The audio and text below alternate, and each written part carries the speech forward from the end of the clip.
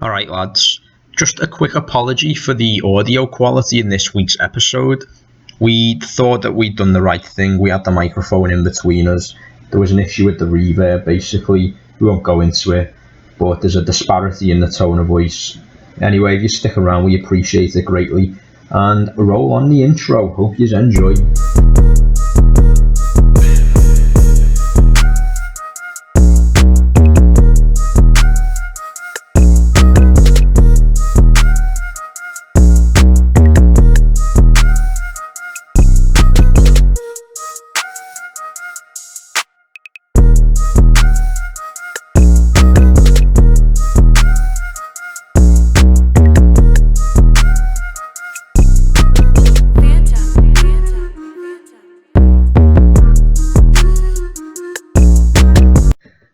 Hello, lads, and welcome to episode 3 of Triggered Reds. Third one in the new year, as we've been saying every week. 3 does follow 2, so here we are. This week we're doing something a little different, as you've probably seen from the intro there. We're going to be discussing UFC 246, and to be honest, we're not even bothered about the other fights. We're just going to talk about McGregor and Cowboy. Then we're going to transition into Liverpool versus United preview and touch on Pogba a bit. Yeah, it's a big weekend for the Irish fans of sport in the world. McGregor, obviously, huge Irish sensation in the mixed martial arts. Anthony Martial arts. In the mixed martial arts world, and also a lot of Man United fans, of course, are Irish too. So it's a big week for the Irish. And Liverpool, I suppose. And Liverpool, it's a big week of sport. I was watching True Geordie last night on McGregor, and apparently on his sponsor, I think it's Betball, something like that. Yeah. If you register with them, you can actually follow True Geordie's and you get something like We're not even affiliated with the guy. You'll have to slip into our DMs and obviously keep it clean. We don't want any of that smutty, but we don't want a big dick in the arse. I know you might. But yeah, depending on the size, I might not be able to accommodate it. But there's some pretty good stuff on there. I'm not really the biggest of gamblers, but if you are, I mean, what are you saying? You get all kinds of like 10% off your bets for 2 weeks. If you put £10 in a free bet, you get 30 quid back. That's decent, isn't it? I do like a bet, as you know, but I haven't actually touched it this year, which is a surprise. But I've had no 2 weeks into the year, no urgency as of yet. But I'm sure this week I'll be a one a dance. Yeah, at some point. Yeah. So yeah, UFC 246, return of the Mac, Cowboy. So we'll look through the records, see what they've got going on, talk about some touch points on the fight, some key areas. Talk about what's next, maybe we'll just get straight in. Massive favourites, Dana White said on BT Sport, he said that he thinks it was stupid that the bookmakers have got McGregor way up in the just everyone knows this is the first podcast we've done where we're like sat opposite each other at a table and he's just looked into me fucking soul, honest to God. He just looked at me in a way that I don't feel quite safe for me anal passage, but yeah. So yeah, Dana White, the rest of the world have got, Dominic Cerrone as a massive. That's going to keep happening, isn't it? It's going to keep happening. We're going to have to keep looking into each other's eyes. I'm trying not to look into his eyes, but McGregor's obviously going to be the favourite. He's looked really sharp in the training camp, and I was watching Brendan Sharp on the Joe Rogan Experience, and he said that he had Dominic Cruz on Food Truck Diaries, and he said he's seen some things from Conor in training. He's been up to the camp, up to the performance hub at the UFC. He said he's seen things from that he's not seen before. Yeah, he's totally different. He looks very sharp, very relaxed. Obviously, all the legal battles are ongoing. I was watching the presser last night with Cowboy and Conor. And Cowboy had on a magnificent Python suit. Yeah, that was funny references to Peter on there. Peter's not a man, in case you wonder. No, that animal rights thing. And McGregor was like, Peter, a shady bastard, too, Cowboy? And Cowboy was like, yeah, man, you're right. Well, yeah, with the fight, I think it's tailor-made for McGregor, this one. Yeah. I think it's quite smart what the UFC have done. They've put him in his return fight against Cowboy, so he can't get called a cop-out for fighting an Omar.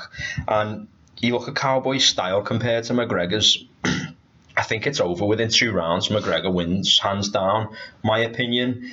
Every time Cowboy comes up against a decent striker, whether it be Dos Anjos, Masvidal, Till to some extent, he doesn't like being hit in the face, and McGregor is one of the elite strikers. He's not even a striker in the sense of Muay Thai or kickboxing. He's one of the elite. He's a natural striker. Yeah, he's a top quality boxer, and in UFC specifically, there are tons of quality strikers, but when just specifically on about boxing, footwork, head movements, I'd say you've got Cody Garbrandt, McGregor, and Masvidal. I'd say they're probably my top 3 in terms of just specifically boxing within the cage. Rampage Jackson was good a few years back. If anyone else can add to that, then just put it down in the comments. You're not forgetting one of the most elite level strikers, the best cardio machine we've seen in mixed martial arts. That half.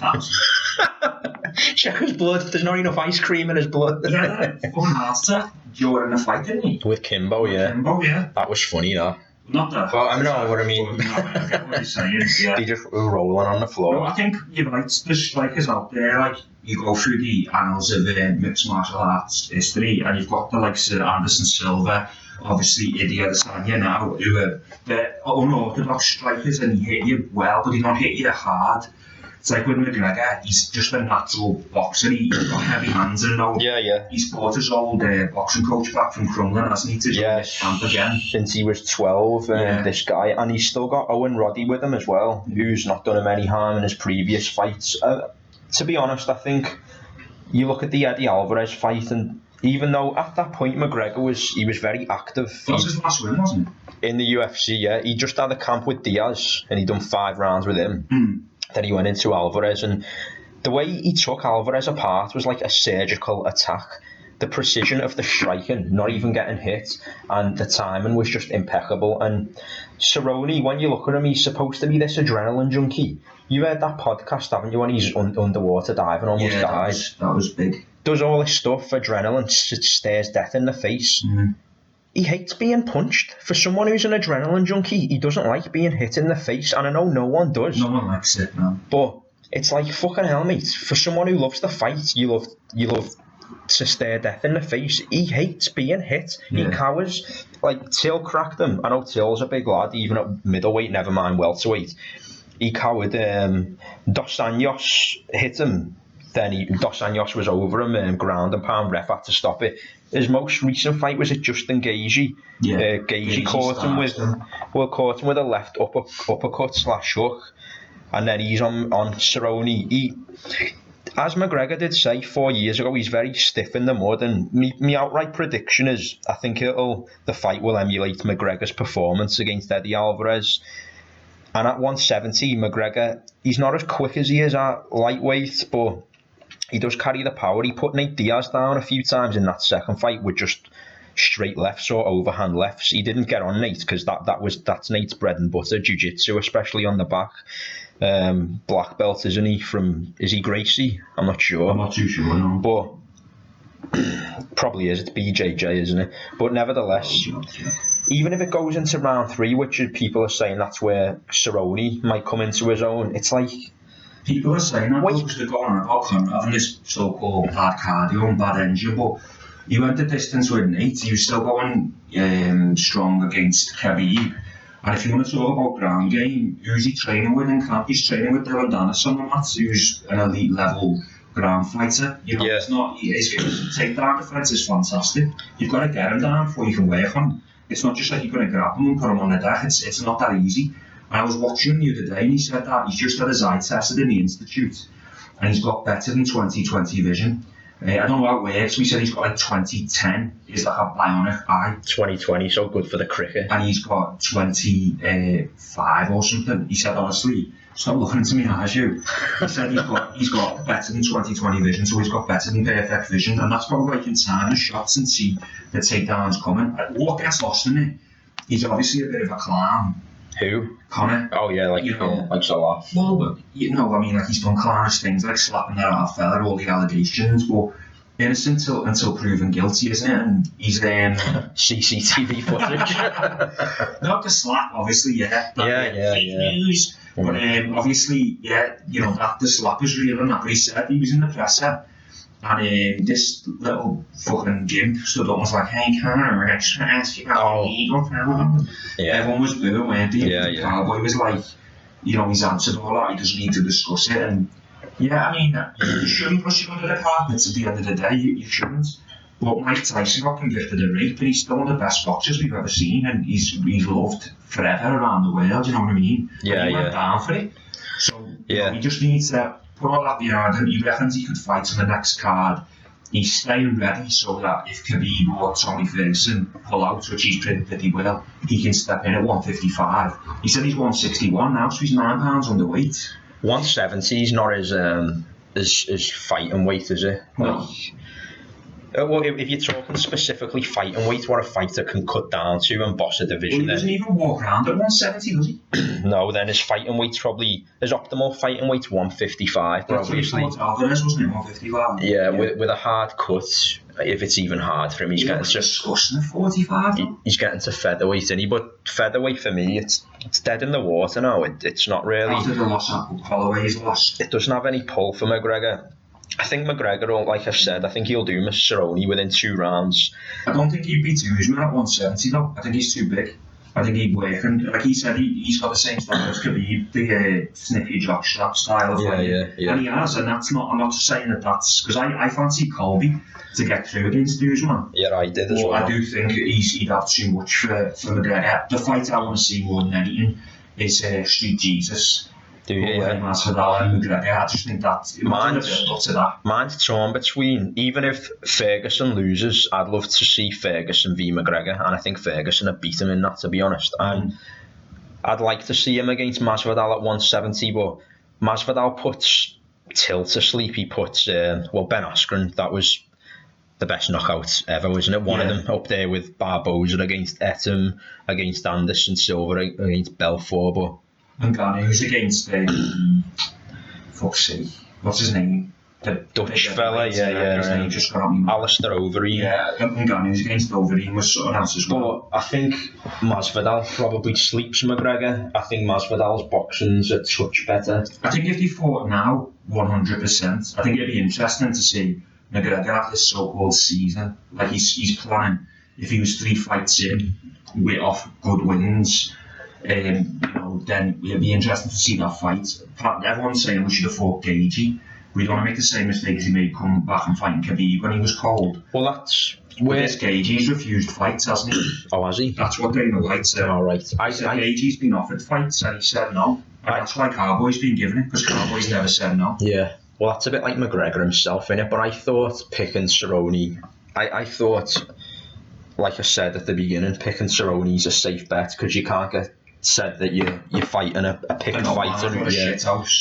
But I think that is a bit of a misconception with Cerrone, because I don't know, like if he comes to stand and trade, he is very stiff, and then he doesn't like getting hit. So I thought it's not like he's a Nate Diaz type where he'll stand in the middle of the cage and he'll be like, go on, hit me and I'll fucking hit you back. If Cerrone gets hit, he does cower. So that's where the misconception comes in my opinion, where it's, he's getting a bit of a buy by fighting Cerrone, but I think he comes through it easy again, 2 rounds. Even if it goes beyond that, I think McGregor still wins. And then after this, I'd say Masvidal or Ferguson.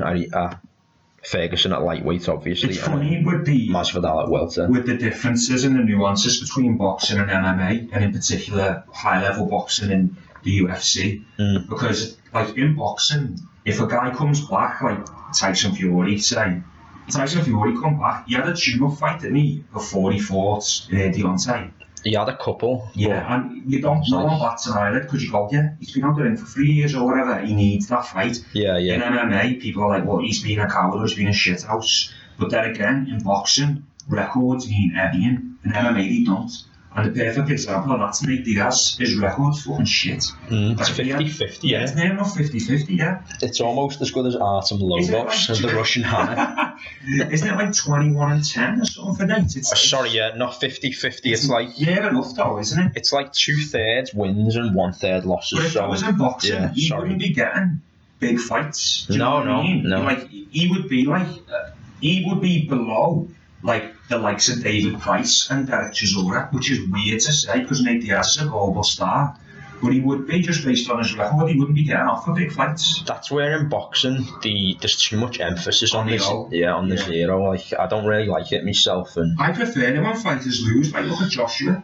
yeah, He come back from a loss, great performance against Ruiz. We'll talk about boxing in another edition, but you know, I don't like the guy. But with Conor, you're looking at his record, he's 25 fights, 21 wins, 18 KOs. You know, the record's solid. He's only ever lost via submission, and who was it? It might have been against Michael Johnson. I think Cerrone pulled an armbar on him, and that's literally the only chance I give Cerrone. He's not winning it on points if it goes the distance, mark me words. And it's like if it gets in the fourth round and McGregor is tiring, I know people say, oh, it's a myth about his cardio, but something does fade. Well, everybody fades, don't they? Yeah, he's only human. I think if Cerrone pulls out an armbar from somewhere and he makes McGregor tap, which has happened, if that happens, that'll be his sixth time fifth time he's lost, and it'll all be for submission. Yeah, I think he's never been slept, has he? He's got a tough chin. Yeah. You know, he's got hands. I mean, I'm putting money on to have him started out in one. Ah, yeah.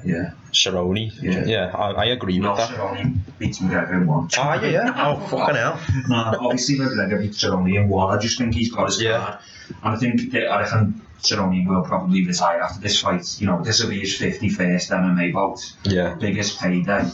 What else is there? Well, styles make fights, and again, the best duplication is probably Eddie Alvarez against McGregor, in my opinion. And the only thing that he hasn't got going for me and McGregor is the activity, whereas Cerrone's got a host of it, but he's lost his last 2 fucking fights, so you can't harp on about that. He's lost 6 out of his last 10. Yeah. And he's still active, but like, if you're going to the gym every single day, you're still active, you're still sharp, you've still got the movement, haven't you? And McGregor looks in the shape of his life. Like, if you could have a body just walking around, you'd have a McGregor body, wouldn't you? His arms, he's a big lad. For his size. Someone was saying he's got the perfect physique to gain and cut weight, because you'll notice his frame never really changes. He never looks flat, does he? He's always very lean and tapered, and much like Daniel Cormier.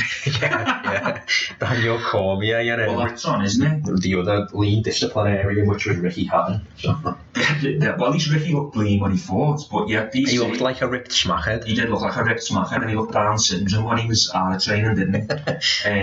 But yeah, DC and Stipe done. Stipe just needs to be cleared by the doctor, and then the fight will be made. Both ready, both agreed. It just needs the doctor's clearance. Yeah, I don't even care about that. I want John Jones to go up to heavyweight and just have it out with Cormier. Shithouse, but yeah, shithouse. I mean, he won't, because he knows he's got people like fucking Ngannou waiting around there. Yeah, he's a better fighter than Ngannou by a mile, but can he handle that power? You know what I mean? Like, Gustafsson gave him a fight and a half the first time around. It's if he gets clipped in it, he'd have to stay in. He'd have to get right up in his face. Yeah, he'd have to get on the inside of Ngannou and not really strike him, but tie him up, and then somehow if he could get him on the ground. I don't know, a hip throw somehow, but it's a big ton of weight to move that. Like, I wouldn't like to do it. I think, obviously, a lot of the press, even watching the presser last night, I'd say 70% of the questions were to Conor. As you'd expect. Of course, he's the star of the show, you know. You don't ask bloody George Foreman questions when you've got Muhammad Ali next to him, do you? You know, you go straight for the star, the one who talks. So, we should touch on Cerrone. His record up to now was 50 fights total in MMA, 36 wins, only 10 by knockout. Well, that's why I say if he is to win, I think it'll be a submission. Like, forget about points. That's not happening. It's submission only. Yeah. I mean, 17 submissions, 9 decision wins, 13 losses. He's been slapped 6 times, tapped once, and lost 6 by decision, and 1 no contest. But have you seen his boxing record? No. 1 fight, 1 loss. I thought it was 1 fight, 1 win. No. But he was an elite level kickboxer. I mean, he's got the most head kicks ever in UFC history. Well, you can tell by his stance, the way he comes I'm contradicting myself. The way he comes to fight in the middle of the ring with that, he has got that kickboxing stance. No one's doubting that he's game. He comes to fight. He's not a shit house. He won't go running, will he? He won't, and I'm repeating myself, but and then he gets hit and he's like, I don't want any of this. If I'm betting on, if I'm a betting man, which I am, I'm putting McGregor to wipe him out in the second round. In my opinion, there. The only chance, as you say, I mean, he could try and get into the match one thing, maybe get a tap. Unless McGregor gets overconfident in the second and third rounds, it goes that far, puts his guard down, he might get caught with a high kick. Could sleep him, but he hasn't been slept yet, so it's one of them, isn't it? It doesn't seem the type, this one, where he'd taunt him, like in that pressure. There was a mental. He was respectful, but there's also a mental clarity to McGregor this time. He doesn't need to do it. He doesn't need to get in his head. He knows he's got his number. It's like if he wins tomorrow, then I think this is like a new McGregor era, like a McGregor 3.0. Like, so you had McGregor rising the ranks in featherweight, beating Marcus Brimage, Siver, Chad Mendes, and then I'd say after the Nate Diaz loss, that was probably a McGregor 2.0, and then since, I don't know, Floyd, Khabib, since the Khabib loss, he does seem like he's entered his... Well, he hasn't drunk in 2 months, has he? Yeah, like he's entered a mental clarity, and I'll call this McGregor 3.0, so it'll be interesting to see what the third version of McGregor brings this year. He's getting 80 million to fight. Is that true? Yeah, it's coming out of his own mouth. 80 million he's getting to fight on Cerrone. Because they mentioned that, and yeah, I thought the numbers were only like 50 million for Khabib, but that must have been Khabib who got a purse of 50 million. He got 50 million for Khabib. Who? Conor. Oh, so how's he got more for this then? Because it's done more pay-per-views. Fucking hell. It's broke all the pay-per-view records already. I thought Khabib was the most pay-per-view UFC fight in history. Until now. This is honestly, he said it live yesterday. That surprises me, that. Well, it's been the same, isn't it? You know what I mean? And plus, what you're forgetting is, like, it's hard to judge pay-per-view views because the fan base is as big as it's ever been. Do you know what I mean? So you can go back in the day to like Chael Sonnen versus Anderson Silva 1. If that come out now, that might have the most pay-per-view buys ever. But back then there was less people watching MMA. On a pound for pound scale, you're probably right, yeah. So it's one of them, it's like anything, isn't it? Like every single season you watch Sky Sports live on transfer deadline day. And today we smashed the transfer deadline budget. Funny enough, you'll win transfer deadline colours.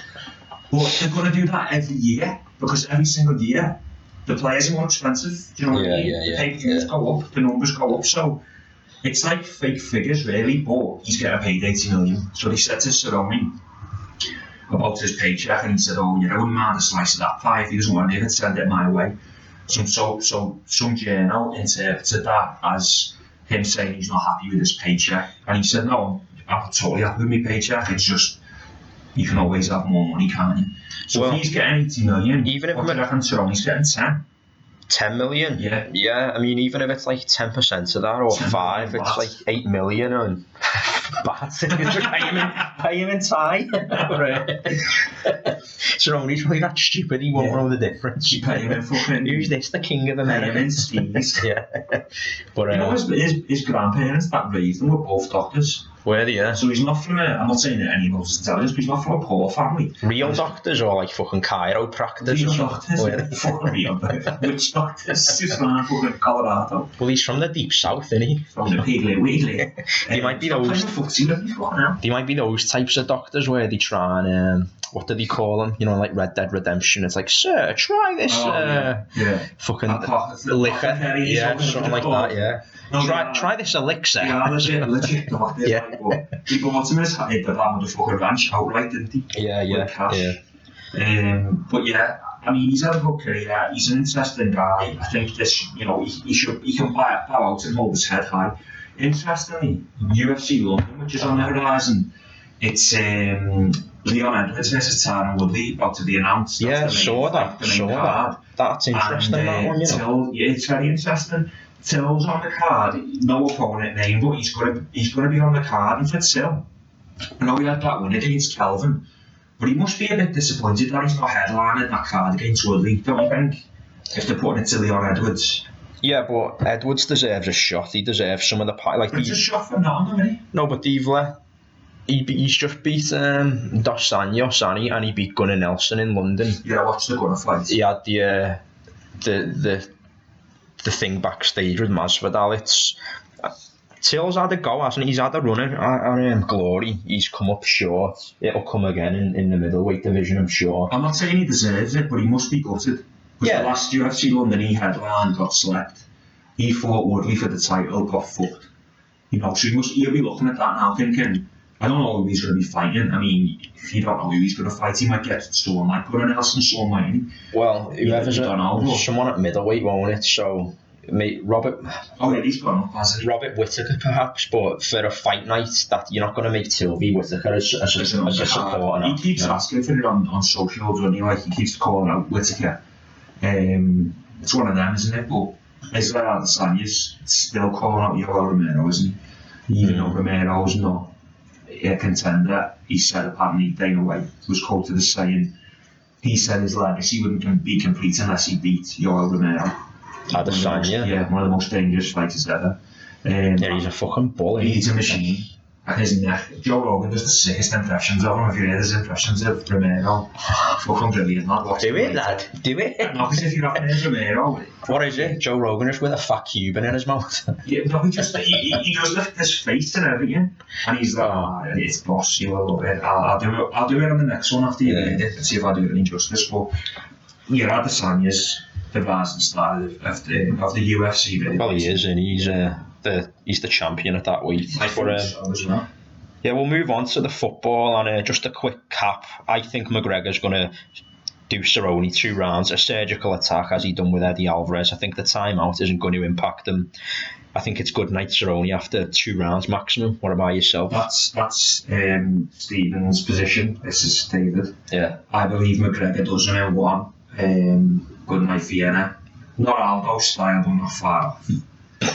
That's bold all in itself, isn't it? Not far off. That's like suggesting inside 60 seconds.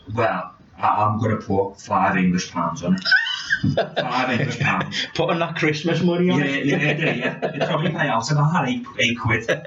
More than Cerrone's getting for the purse. So, yeah, there's our prediction and previews for the big fight. So before we move on to the football, I wanted to make an announcement. 20 subs. We've done 20 subs, yeah. 20 subs. I'm this close to leaving my job. 1/5 of a century. I've nearly made a revenue stream already on a Swinging Reds podcast. Clearly, I haven't, but 20 subs, unbelievable. Quite pleased with it. Yeah. Channel's had some good views and some good watch time. We're putting out more videos, on a daily basis. We're going audio as well now. We should have done that from the beginning, but we'll put links in the description so you can listen to us on your commute to work to make the day just a little less painful for yourselves. And a little more exciting. That's it. But yeah, we've obviously we're on Instagram. We're getting quite active on that. Follow us, links in the description. We'll timestamp things as we did last time, and we're trying each week to make the content a little bit better, a little bit more creative. But we're going to be knocking one out. Go on, touch that one. The podcast that is once a week.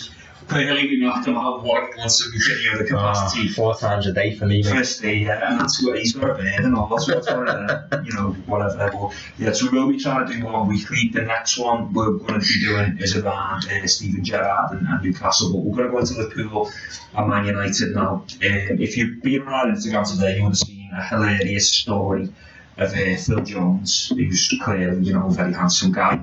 Absolutely beautiful. So Liverpool, Man United, surely there can be only one winner. They've took points off us this season. The only team to take points off us. That's done my fucking head in, man. I know, and people say Liverpool. However, you watch that game back, VAR played a massive part in that game. Foul and Regi, they go to the end and score. The new handball rule takes the goal off Mane. We would have won the game. Okay, you can take that. You know they're going to come to try and defend. But what we've just done to Tottenham at White Hart Lane, again, another goal was a little bit dubious, but I think we should have their number. It's at Anfield, I think we've got them 3-1. Yeah, putting it bluntly, I couldn't give, I've not really watched any build-up, and it's because I couldn't give a fuck. Do you know what I mean? They're not what they were. Apparently, without VAR, they'd be 17th. Well, how many I don't know how true how that many is. penalties have they had this year? In the first 6 or 7 games, right, they had a penalty every game. Every fucking game. Yeah. After Rashford's Oh, goals, yeah. squad. Yeah. Do you know what I mean? I'm remembering that. And he missed about 2. I'm sure there was a game, yeah. Fucking 3 pens. Well, fucking jammy aren't they still? Even though they're shit, they're still lucky. Yeah. But, they are shit.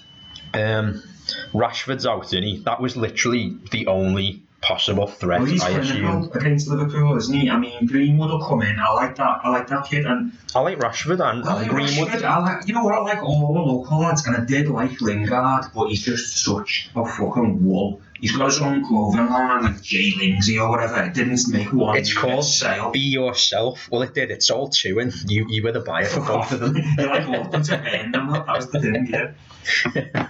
But yeah, he gets right on me tits. I think for us, fitness-wise, I don't know if anyone's missing. Fabinho's back, isn't he? He's ready not, for the game. Without sounding bad, he's not needed, and that shows how good we've been. He's one of my favourite players, first name on the sheet, but definitely have him in the squad. Well, that was the thing, wasn't it? At the back end of last season, the talk was like, when VAR comes in, they'll get found out, the Scousers, and then, alright, first game, Alisson got injured. Now he's injured, they'll get found out, nothing happened. Then there's been different injuries, and then Fabinho got injured, and then I think you said this on the last podcast, but your arse did go a bit. It went, yeah. And it's made no difference whatsoever. Players, I mean, like we said last time, Peter stepped up until the injury. Speaking of the Ox as well, but speaking of Alisson, did you see that fucking baptism party he had? That was weird, that. Weird, that one. Yeah. He was crying, when he baptised Firmino. Reminds me of us in Tenerife. Don't come out of the fucking water. Joking, Matt. But yeah, he said like, I love you, Jesus. Like, fair play, he had these tops on, it was like a cross, and then it equals, and then a heart. What could that mean? Got a cryptic message in there. If you can figure it out, DM us. But yeah, I think team-wise, we haven't discussed the team, but this is the team I'd go with. Alisson, obviously, the usual back four of Robbo, Trent, Virgil, and Gomez. Henderson to start in midfield, but I would play Oxlade, Chamberlain, and Shaqiri. Would you? Yeah. And I'd have Henderson just anchoring and just blitz them. Obviously the normal front three, but I would literally just blitz them off the park. Yeah. I think Shaqiri, he's got that confidence when he comes on, confidence against United. He's getting back to fitness. And the Ox is, he's good going both ways, isn't he? I'd agree with you. Like, I can't not disagree with you, because even if I think he'll play the normal three, only Wijnaldum, Henderson, and not Fabinho, but it'll be Oxlade, Milner. Yeah, one of them. Play. He won't play Milner, but it'll be. I don't think you need 3 defensive players like do you against these at home. No, you've picked the right team there, but you'll do Wijnaldum and Ox. You'll do Wijnaldum over Shaq, and that'll be the team. And that even without Shaq or anyone, that team should still go on and win comfortably. I think 3-1. 3-1, I'm saying. But another £5 on that. The only point, the only reason why I say 3-1 is still the title of the fixture, Liverpool United. So it's like, surely United are going to score, but then you look at the team, where's the goal coming from? So who's to say they will score? It could be 2 or 3-0. Especially how solid our defence has been in recent weeks. I see the post today on the gram, and it was a picture of Andy Gray, who I still miss as a commentator. He was funny, he made that Gerrard goal. And the comment said, the quote said on Andy Gray's face. Got a tattooed on him? Yeah, across his face. The quote said, Jack Grealish is better than any Liverpool player in the midfield. On the ball, his forward play, all the rest of it is better than. And it said Wijnaldum and Keita. So this fella had put it out there. He's got some Instagram page, I can't remember what it's called, but he put it out there. I was like, what's Andy Gray smoking? How's he still in a job? Blah, blah, blah. And I thought about it. I thought, you know what though? Andy Gray's probably right. On the ball, not as a complete player, but on the ball, his football brain, his movements, how he is in the game. He is better than Naby Keita and Wijnaldum. Well, that's the thing, innit? There's two sides of the coin these days with fans of players, and you get fans who love players that work hard and run their arse off, and I appreciate that, and that's not for me. And I'm more in, I grew up watching football in the 90s where it was David Ginola and Paolo One-Shot cutting up Old Trafford. No, but players like, when the game had more space, because the game is so compact now, flair players aren't really what they were back in the early noughties, or with an exception, a few of, like, say in our team, we've got Mane. We've had players like, as you say, in the 90s, Ryan Giggs. Right, Giggs. Just ripping teams apart down the left, bombing right through. But fantastic. Again, like, I wouldn't say I'd have Grealish over them two, just because I'd have him in the team, but if we got Grealish, I prefer him over James Maddison, by the way. Yeah, I'd have Maddison. Personal preference. If we're talking about two players who play in the same position and they're both English, and are they both from the Midlands, Leicester? No, I think they are. I don't know where Maddison's from. But he's from Norwich, isn't he? No, but the less, like, where they play, whatever, doesn't really matter. Anyway, but I'd have Grealish.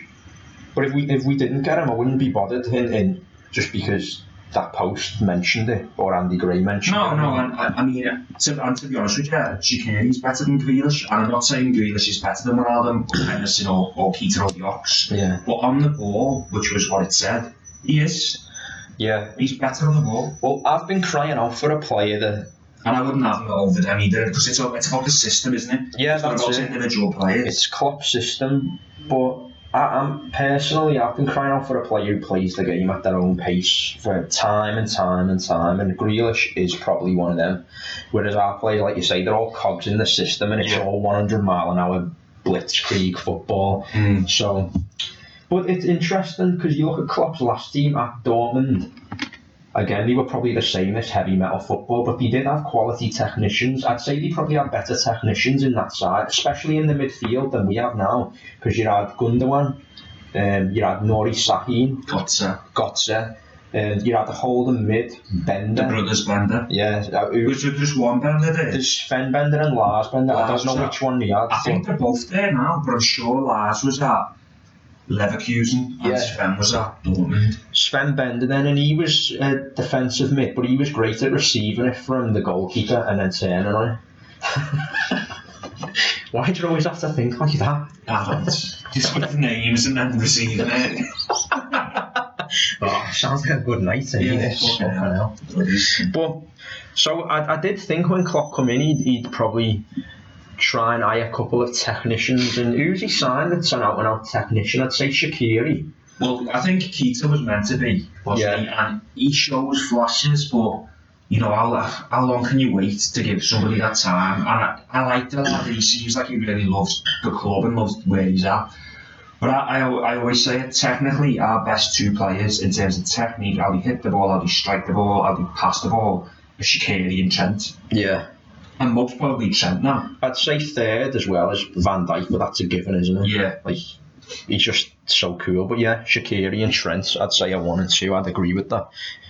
When Klopp come in, he had Coutinho, didn't he? So he was probably the out-and-out technician. He'd make the play happen. But, as we said on last week's podcast, credit Klopp, the midfield's not that creative, so it's using them to let the wing-backs to do all the legwork and then letting the full-backs, wing-backs just cause havoc. It's an art in itself. He must be like counting his lucky stars for Trent though. Like, he bought in Robbo, but Trent was there in the academy. Yeah. He must have seen him and was like, Jesus Christ, look, this lad's technique. Definitely struck gold, hasn't he? And the most hope I had for, well, that the one I was looking forward to most seeing out of all the academy graduates was Harry Wilson.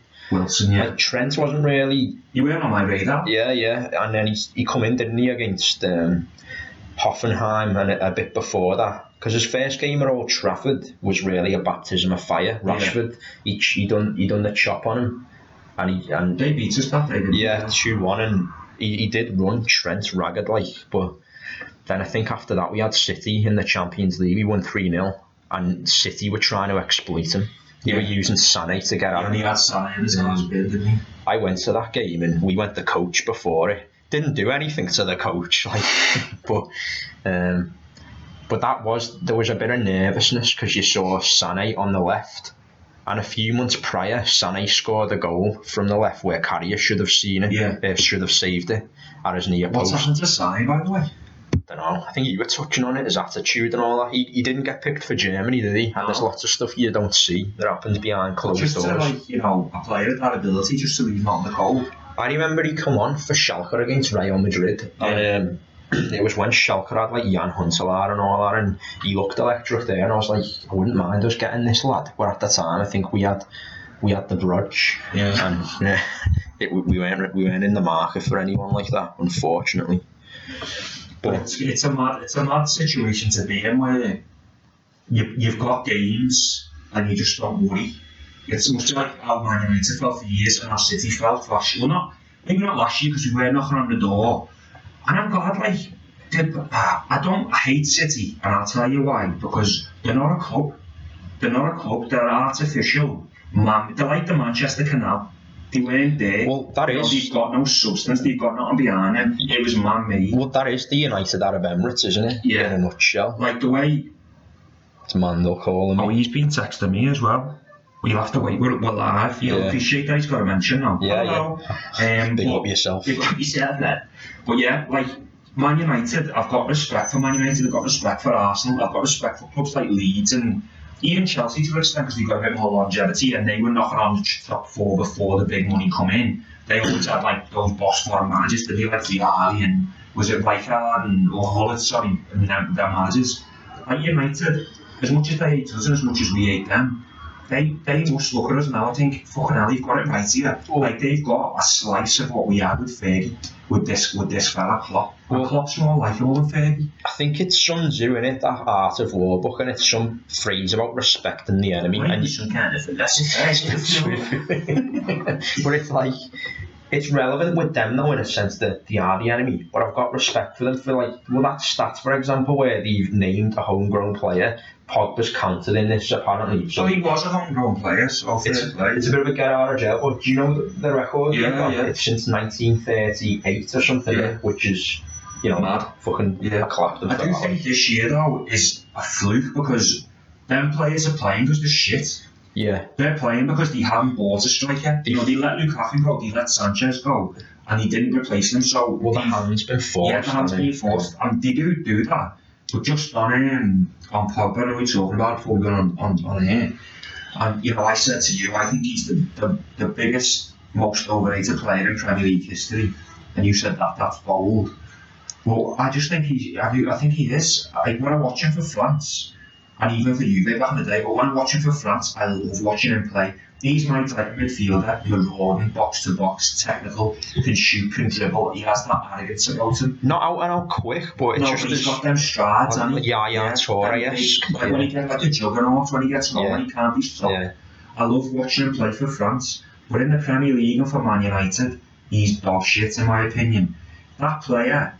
When he first signed for United, we were in Tenerife, weren't we? Was it Tenerife? Yeah, Tenerife. Me, you and Matt were at Tenerife. It was Southampton, wasn't it, the first game? Ibra scored 2. And we watched him and we were like, fuck's sake. The back. Yeah, the back. Yeah, they got in. He's going to run the fucking show. Yeah. And he did, and he dominated the game. He was pinging it around on both feet. He was fantastic. But he plays well for United. Once every fucking 15 games. It's one of these modern footballers where it's all that shit that they need an arm round and they don't play, and it's like, fuck off, you're on like 200k a week. You must look at him and go, what the fuck is going on here? Because with like Roy Keane, for instance, if you've got Paul Pogba for 50 games and James Milner for 50 games, who do you want in your team? Yeah, Milner all day. Because Milner is going to do what you want him to do. And I'm just using Milner as an example, you know what I mean? He was a free transfer as well. But, you know, he's played for, like, Newcastle, us, Villa, Leeds, City. Like, he's you know, a man that just loves James Milner. Well, I made a statement, didn't I, to you off air a couple of weeks back. And, weeks back, Mango! But I said I think he's the best English player this decade, Milner. Yeah, I thought you were smoking peyote at the time, but then when I thought I was. When I thought about it, this decade, 2010 to 2020. Yeah, you're probably right, yeah. Can someone out there name a better English player of the last 10 years? I challenge you right now. In terms of consistency, maybe Wayne Rooney, I don't know. I see the point there, but Milner's won 2 Premier League titles. Milner hasn't faded. Not faded, and he's gotten better with age. He's matured like a fine wine, if some have said. And then he's gone on to win the Champions League, so he's won it all. And he could have won the Premier League this year. It's all recent as well. Like Rooney's went. It seems like he's peaked. The clock. Like he's better than he's ever been. Yeah. Rooney went overseas, didn't he? But credit to him though for going to Derby as well. Yeah, I mean, I like it. I do like Rooney. With Pep and that, didn't we? Where these players and these managers take a risk and take a gamble. Like any good striker, he gambles. Shout out to Andy Gray, big up yourself. Yeah. But yeah, I have to agree with you. I think United could come. I mean, they're not going to come to try and win. They are going to come to stifle us. And if they get another point of us, it's a ball, you know what I mean? We haven't had their number, have we, really, on the clock? Well, we haven't beat them at Old Trafford since 2014, and we do better against them at Anfield, but they do have that. Since Ferguson left, they've been a bit of a splinter, haven't they, still? Like when we've both been battling for 4th, like when Mata scored the brace. Yeah. It was like we were on a 10-game win streak or unbeaten streak there, and they come to Anfield and upset the apple cart, and it's like, they have got that, but maybe that's just because it's a derby and all that shit. He's always still managed to get them players, though, quality. I feel for Mata, because I feel like he's been shortchanged at United, because he's a top technician. You know, he technically wise, he's probably top 10 players in the league in terms of how he is on the ball and the picture that he sees. You know, a peak one Mata would get into the Man City side, you know what I mean? He is awesome. He was fantastic for Chelsea back in the day. Obviously, he started at Real Madrid, didn't he? And ended up at Valencia and all the rest of it. But they've still got that ability to draw them players. And I know now they're like with that Bruno Fernandes, aren't they, from Sporting? And we actually, when we went out last week on the poddy, we said that Gedson Fernandes, the deal was done for West Ham, but it's changed to Tottenham, hasn't it? Yeah. The same deal. He's going there on loan. So, who knows what's happened there in the negotiations? Probably a bigger wage packet, of course. But I think this weekend we'll win. I'll say 3-0. Is that Brandon Williams right-footed or left-footed, do you know? I don't know. He's a player at left-back, isn't he? But he scored with his right foot against Sheffield United. But what I've noticed about him, good kid and that coming through, another United Man City, though. Product of the youth, but he looks like he reminds me of Trent when he was coming through. There's just moments where he's out of his depth and the camera will go on him and he's blowing out of his arse. And this game for me, just keep that. No. If Salah doesn't score this game playing against Brandon Williams, it's like it's like this. What I was about to say. Did you see what Paul Pogba put on the group today? No. He put on that Salah said, we've only dropped points this season against United because I weren't playing. And when we watched that game, we were missing Salah. It wasn't that we were missing Salah, we were missing that balance in the side. But I was literally about to say, if he doesn't have this Brandon Williams on toast, it's just more fuel to the fire. Yeah. He's cocky on the slice, Salah, you know. I mean, you want that from an attacking player, but he's not really that humble. He's so bad, he's like captain humble. Yeah. You know what I mean? And he is. But you find out, I know Salah's an African player, but you find out with the African players, they're so humble and they're so hungry to actually achieve and to make it big. Like you go back through like the likes of Yaya Toure, Colo Toure, Didier Drogba, you've got this fire in the belly. They're just a different breed of player. It's like the South Americans. Yeah. Harry Redknapp. The South Americans don't keep that. You're gonna if you mention Balance, you're gonna swear at fucking knock you out. But with the South Americans, you're hard to get them. South Americans like Carlos Tevez and Suarez, that it's win at all costs. Like you stab, you shoot, they're gonna win at all costs. Or you get those like proper diving South Americans, don't you? That you can't have any contact with them. You know, they go down if you blow past them. They're very juxtaposed to one another. They're either a complete bitch or, like you say, it's meet me at the back in the favelas and we'll have it 1-on-1. Yeah, one of the two. Winner keeps the money. But yeah, Salah has to. If that Brandon Williams is, even if Luke Shaw's playing, Salah has to score in this game for me. Well, the good thing about Salah is his record at Anfield's impeccable, isn't it? It's his record away from Anfield, which isn't so good. But yeah, we need a big game. I still keep saying, we keep going back to Salah, but I keep thinking with Salah, his best position isn't it in the 9 or in the 10. You know, when he's up front on his own, because he holds the ball up quite well for a small fella, and he has those little sneaky passes which set goals up, and he can win a penalty.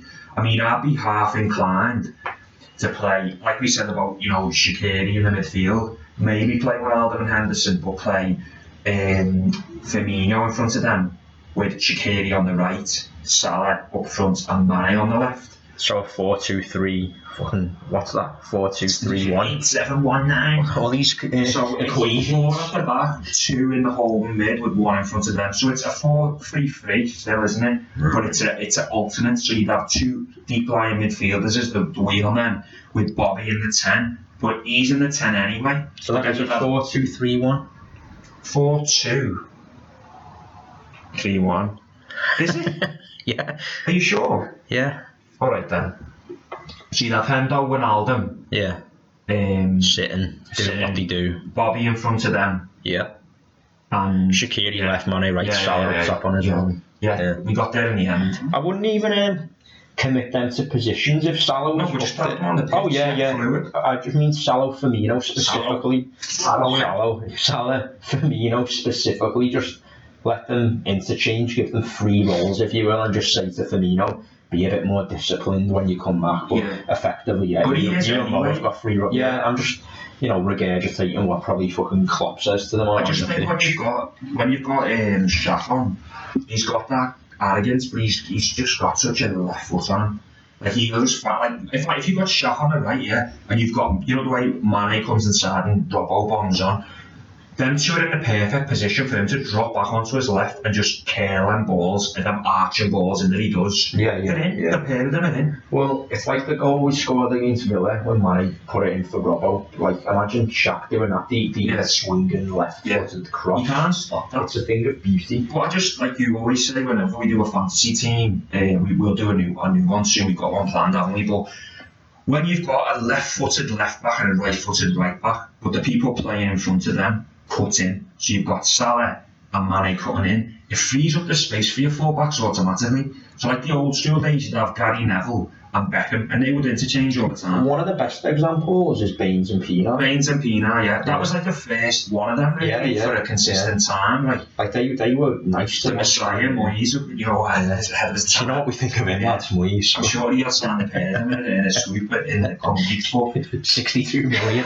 But that did work great, and when you've got that balance, it does work, because when Trent bombs on, people will go with Trent and they'll create this space for Shaq or Salah. Now obviously Shaq's pass is a lot better than Salah's. Well, that's what you could do with Salah being a bit more reserved. Like he's erratic, isn't he, compared to Mane? Whereas if Robbo's overlapping Mane's a cool head. He's calm in the situation, whereas Salah's very much like shit. Yeah, like he's not as he says shit.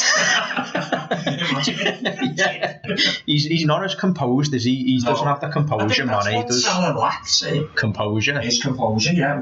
We got it on him, don't we? We fucking do, yeah. It's his own fault for being shit. No, I'm only messing. Big up yourself. Yeah, we do. We are big fans. We are big fans. But that's why we want cigarettes. We have them all. You know what I mean? In terms of United, I don't think they've got a chance, to be honest with you, unless they get a pen, unless there's a mad decision. But it will be the best United of the season. I'd agree with that. This McTominay's out as well, isn't he? Yeah. So that he's like the only, in that holding position, he's the only legs that he's got, because Matic, he can't run. He just sold, would have been a good player for them in this fixture, would have been Ashley Young. He's just gone to Inter for just over 1 million. But for some reason, Inter are doing like mad raids on mad players in the Premier League. They've gone there, yeah. After Reina's left AC Milan on loan to Villa. I'm excited about that, to see him back. He's going to play. Who's the number 1 goalie for Villa? Heaton. Alright. I'm excited about it. I'm still excited. Steve's waiting outside Villa Park. Do you remember me, mate? He's another one who probably got a restraining order me after Jovanovic. He was like the first footballing goalkeeper of the era, really, at the time. He could put the ball on sixpence, really. He could do what he liked with it. Remember he played centre mid against Kaiserslautern in the friendly? Rafa done some mad things. He did some mad effects. He looked out of his depth, to be honest. It's a bit like you in the He midfield. kept picking up the ball and dropped it.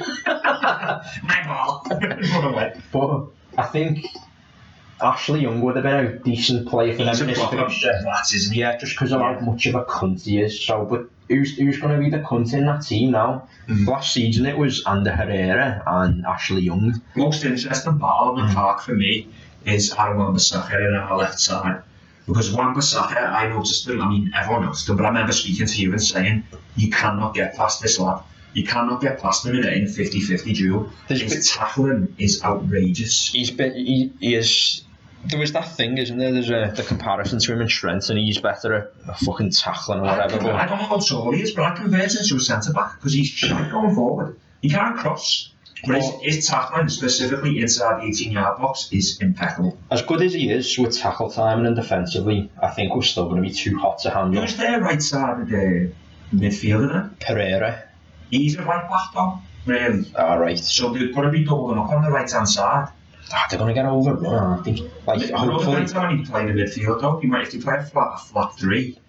It's going to be defensive. He's going to go for a point, isn't he? He'll be mad to try and go for the win at Anfield, but he should fucking do it. You've got nothing to lose. You're not getting fucking Champions League, you know. You're not getting out of that, so you may as well go for it. The guy is, this is like last season or a couple of years back, he's finally dropped in standards, hasn't he? Because he was holding them for years. Remember we used to say if you'd swap Mignolet and David De Gea, the league. Well, not even that, but it was like when we were tussling for fourth place with us, and they'd scare it by like 4 points or something. If we had De Gea, they had Mignolet, the point swing would have been about 10 points, and we'd have got top 3 comfortably. But he's fallen off. Harry Maguire, I think he's had a shit season, to be honest. I think he has. I think he's been a very poor signing, to be honest with you. He's supposed to be this footballing type centre back, but I see sometimes he carries the ball out well. Like he is quite good. He's faster than he looks. Yeah, it's his stride. Different to like we were saying with players like Pogba, but he doesn't look quick. But yeah, he will breeze past someone. But then he'll get his head up and he'll still give the ball away. That's what confuses me. If you're a professional footballer, you've got your head up, you're looking at who to play the ball to, and you still give it away. He does that like quite frequently, I've noticed. Have you seen the Darren Farley videos? Shout out to Darren Farley, big up yourself. Where he's doing like the impression of Brendan Rodgers, and he's getting interviewed. He's pretending to be Brendan Rodgers, and he's at Leicester's training ground, and he's getting interviewed by like Sky Sports or something like that. And he's like, yeah, Carter, yeah, quality. And then his phone goes, and he's like, oh, 1 minute, please. Hello, slabhead. It's Maguire on the phone asking to come back. And he goes, no. You know, they've spent more than us, haven't they, since Ferguson left? The wage bill's higher, but yet they're so far behind us. But look, if you want to talk about that, you've only got to talk about the Ev, haven't you? Well, they're another example. Nearly 400 million in that spend. And I don't know whether it's down to... I've seen their record losses this season. Yeah. 160 million losses in the Annan, and you've sold the stadium rights for 30 million. That's just an option, isn't it? But to USN, is 30 million not too low? I don't know. I've not really kept myself busy with the economics of Everton this week, but it's a good name for a podcast if you know. Yeah, it is. They'll always be on losses. There'll be no revenue. But what was I going to say there? United Everton, it's when you sign players for big money, panic buy, and you don't have an identity. It won't be. Maybe it's down to the frequency of manager change, because you look at that United team, Phil Jones is still in it, who's a Ferguson player. Then you've got Mata, who's from the Moyes era. You've got fucking Van Gaal players in there. Well, Young was still there, wasn't he? Well, there you go. And it's too many managers' identities in one. And long may it continue from a Liverpool perspective. Yeah, I haven't thought about it that way, but you're right. There's too many players in there with the ethos of different managers. Yeah. So you look at Mourinho's players, and you've got Matic, like the ethos of Mourinho, do you know what I mean? Yeah. And you've got David Moyes players in there, as you say. Van Gaal players. And what's the common denominator with all their managers? They're all pragmatists. They're all defensively minded. They haven't got players in there that are progressive and forward thinking. That's right, isn't it? Solskjaer's tried to change it a bit, hasn't he? With he signed Maguire, Wan-Bissaka, so he addressed 2 areas that needed doing, but he injected the youth as well. Yeah, Daniel James had a good start, but he's faded. Yeah, he doesn't really do it for me. But no, to be honest, though, he was carrying them at the start of the season. Yeah. He had goals in big games, but I think going back to the guy for a minute. Old Thibault Courtois, Thibaut Courtois, he's kind of flopped at Madrid, hasn't he? Yeah. And they got him because they couldn't get De Gea, didn't they? But De Gea should have went to Madrid. Should have, yeah. 100%. Imagine him playing for Zidane. I mean, at times they had that.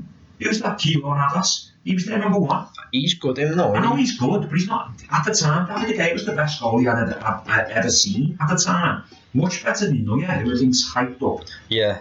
All that shit about he can play outfield, and he was in the World Cup against South Korea outfield. He knocked the ball off him and score. But I think tomorrow, Sunday, I'm gonna pick 3-0 Liverpool. 3-1. I'm going. Who do you reckon scores for them? Or how? Is it a penalty or a set piece? If you get a pen or a set, I mean, we don't really concede from set pieces anymore. But what we do is we're incessant with this high line. Yeah. And we did it against Tottenham. And Tottenham did a couple of times get in. I mentioned that earlier this season. It's the high line. It happened against Salzburg. Yeah. It's happened a lot of times. It's new though, and we weren't this high line last season. So I think if we do have the high line and they do break with pace, there's a chance they could get a counter attack or they'll get a penalty. Yeah. But I'm going to go 3-1. Yeah. I think Salah will score. Yeah, I think this game's tailor-made for Salah to get a brace. Yeah. He tends to get braces, doesn't he? Yeah. It's like when he does. He gets a lot of braces as opposed to hat-tricks. But I know Bobby's on form, which he needed to get on because he hadn't been good this season. Mane has been the best player of the season for us. I'd probably say Mane's been the best African player of the year. He got it. I know, I'm joking. I'm surprised Salah didn't get it. He got player of the tournament in that Club World Cup, which I think was just corrupt. It's favouritism, innit? You got to keep them happy. Oh, just before, like you were saying, City are a man-made club before. That it slipped me mind, but that is the United Arab Emirates. You look at Dubai; it's all completely man-made. So again, it's just that ethos of their man-made culture that's gone into City. Yeah, that's why they're shit. I mean, I just wanted to say that. What do you think for City? Well, for Manchester as a city, they have done a lot in terms of infrastructure and the training ground and all that. And you want the best for the kids, the local kids coming up.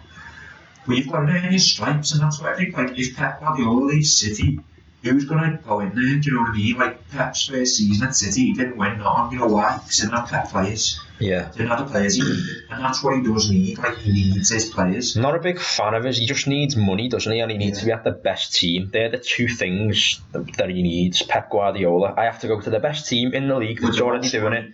And then, I need loads of money. It's like, fuck off. That's not really success. A couple of years out, if we end up winning the league this year, I would seem to a few years out, reassess his options and come back. Yeah. Even if he did it with Spain, like if he because Spain now would be with it. If we went to Spain, that was like Spain were back on the rise. He wouldn't, would he? No, the international team, he wouldn't because of that conflict with Catalonia and all that. Catalonia, yeah. But yeah, I know what you mean. But that would be a challenge in itself. But yeah, I don't think he will. But yeah, quick recap before we end things. I think McGregor wins easily, and I think Liverpool win easily. As simple as that from me, guys. Yourself? Yeah, I'm going for McGregor in 1, quick, and I'm going to go for Liverpool 3-1. Yeah, McGregor 2 rounds, 3-0 for me. So we'll catch you next week. Hope you enjoyed it. Bye. And there are always a couple of people who can tell you, yeah, but you didn't win. So now, let's talk about 6, baby.